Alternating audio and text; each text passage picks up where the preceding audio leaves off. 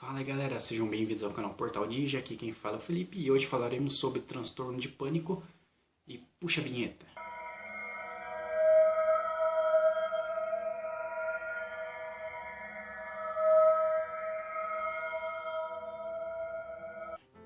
Bom, vamos começar caracterizando o que é o transtorno de pânico. O transtorno de pânico ou síndrome do pânico é um transtorno de cunho ansioso, assim como o TOC, transtorno de ansiedade generalizada, fobia social e etc., que se caracteriza simplesmente por um ataque súbito e repentino de medo intenso.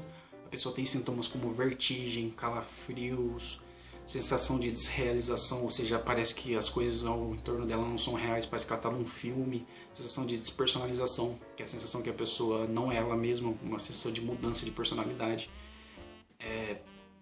Tontura, taquicardia, a pessoa acha que vai morrer, que vai enlouquecer, está perdendo o controle, ela sente medo de desmaiar, ela tem a sensação de que vai desmaiar. É uma sensação não muito agradável. Eu ainda bem nunca passei por isso, mas já conheci várias pessoas que passaram pelo problema. Bom, vamos lá. Idade que normalmente costuma surgir a síndrome do pânico. Final da adolescência e começo da idade adulta, como a maioria dos transtornos mentais. Entre 16 e 25 anos mais ou menos, sendo um pouquinho mais retardado nas mulheres, ou seja, as mulheres costumam apresentar a síndrome do pânico um pouco mais tarde do que os homens. Muito mais presente nas mulheres do que nos homens. A testosterona inibe um pouco essa questão de transtornos ansiosos, ou seja, homens têm menos probabilidade de desenvolver transtornos ansiosos por causa da testosterona, que tem uma ação ansiolítica. Tratamentos para a síndrome do pânico atuais, basicamente, são à base de antidepressivos. Principais: citalopram, paroxetina, fluoxetina, venlafaxina, entre outros. Esses são os mais usuais, né? E em casos refratários, quando a pessoa não responde aos antidepressivos, pode-se entrar com os benzodiazepínicos ou calmantes. Ou quando a pessoa tem um ataque agudo, né? Os antidepressivos vão funcionar meio que prevenindo os ataques. Ou seja, a pessoa começa a fazer o uso do antidepressivo, diminui a frequência, diminui a intensidade, até um ponto que se estabiliza, e na maioria dos casos a pessoa nunca mais volta a ter um ataque de pânico enquanto está fazendo o tratamento. E aqueles casos refratários ou no começo do tratamento com os antidepressivos, pode se associar um benzodiazepínico ou um calmante.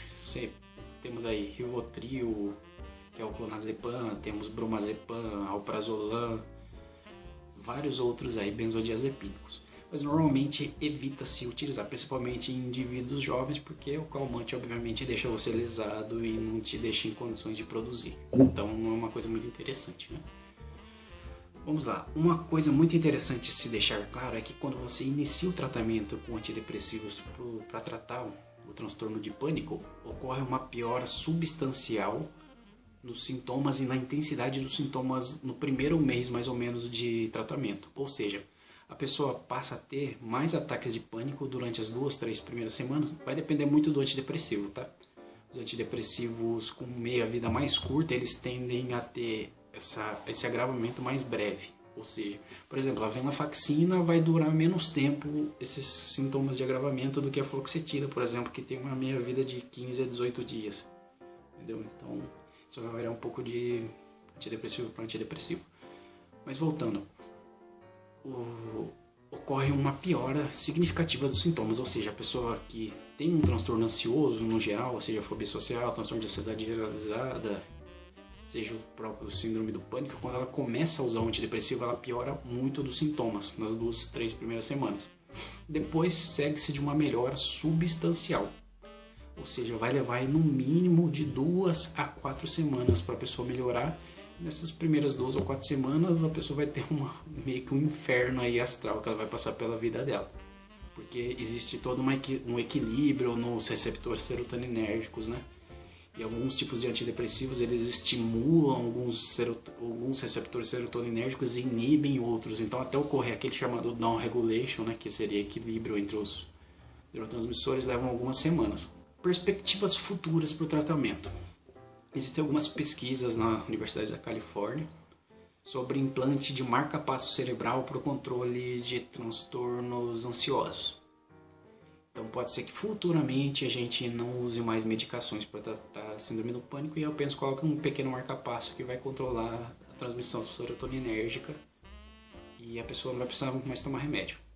Na verdade, eu creio que o futuro de todos os transtornos mentais, o tratamento de todos os transtornos mentais existentes, seja a base de marca-passo futuramente.